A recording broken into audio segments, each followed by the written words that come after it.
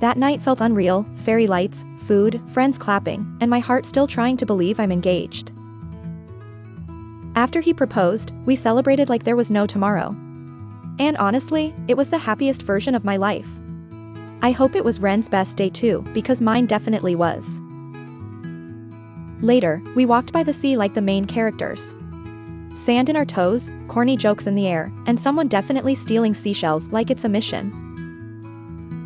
Our vacation ended after a full week of laughter, food, late nights, and memories we'll talk about forever. It felt unreal how fast happiness can pass. Back in Bangalore, my suitcases stood there like, "So, we're doing this again?" The city was noisy outside, but inside me it was quiet. Bangalore this time felt different. I had just 1 month left to pack my life and say goodbye. But before leaving, I promised myself one thing: I'd enjoy every remaining moment. These are the golden days. And I knew I'd carry them with me for the rest of my life. I was scared, grateful, excited, and emotional all at once. And maybe that's what growing up really feels like. Every good thing ends, so another chapter can begin. I held my graduation papers and realized, wow, I'm done being a student. And suddenly my biggest problem is no longer assignments. It's life. College was done. Post-graduation completed. And suddenly, I wasn't a student anymore. That thought scared me more than any exam ever did. Graduation day arrived, and we all wore white South Indian saris. We looked peaceful, traditional, and very innocent, which was completely misleading. White saris, big smiles, endless photos. We kept saying one last picture, like that would stop the tears from flowing. Hugs everywhere. Lipstick everywhere. Mascara gave up halfway through the day. But somehow, so did our fear of crying in public. We were smiling. We were emotional. We were laughing 1 second and tearing up the next. Graduation really said, feel everything. Somewhere between laughs and photos, it hit me, this chapter was ending. So I decided to laugh louder, hug tighter, and stay present, before time stole the moment. The calendar started looking rude. Every cross day felt like Bangalore was slowly slipping away from me. My friends made sure I never felt far from home. Every festival, every birthday, they showed up.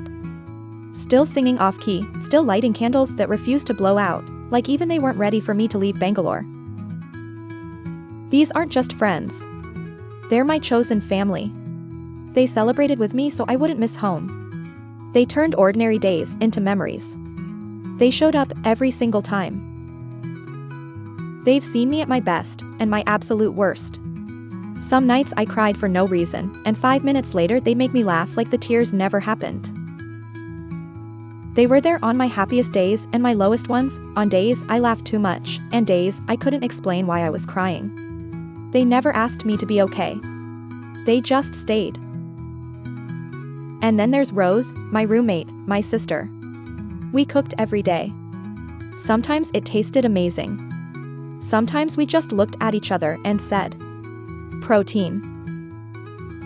Rose took care of me like family, feeding me, listening to my dramatic problems like they were breaking news, and wiping my tears without ever making me feel small.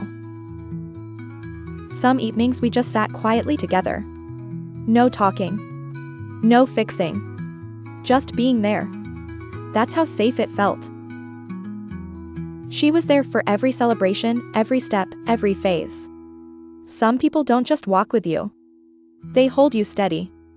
And now I was leaving all of this again, closing one chapter, and stepping into another, with a heart full of gratitude and fear. Packing started, and my room looked like a clothing store exploded. But it wasn't the mess that hurt, it was what the mess meant. Time was coming for a goodbye. Packing wasn't about clothes. It was about packing memories, late nights, inside jokes, and a version of me I was leaving behind.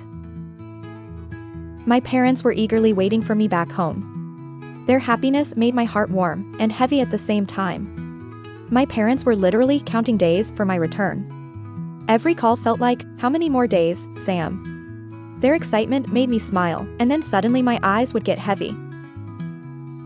The closer my flight got, the quieter our group became. We tried to joke, but the goodbye was sitting right there with us. Goodbyes are always hard. But they hurt more when you're leaving the best time of your life.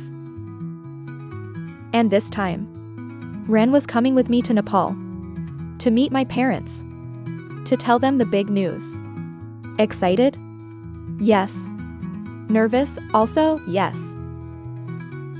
We were happy, but my heart was heavy. I was closing one chapter and opening another, and I didn't even know what the next one would demand. I still have a few days left in Bangalore, but my heart has already started missing it. Every street, every cafe, every random corner felt like it was holding one of my memories. I wasn't leaving yet, but I could feel the goodbye coming. I looked at my friends and thought, how do you think people who became your family? Bangalore gave me the best days of my life, and I already know I'll miss it in a way words can't explain. Like, share, subscribe, and don't forget to hit the bell icon.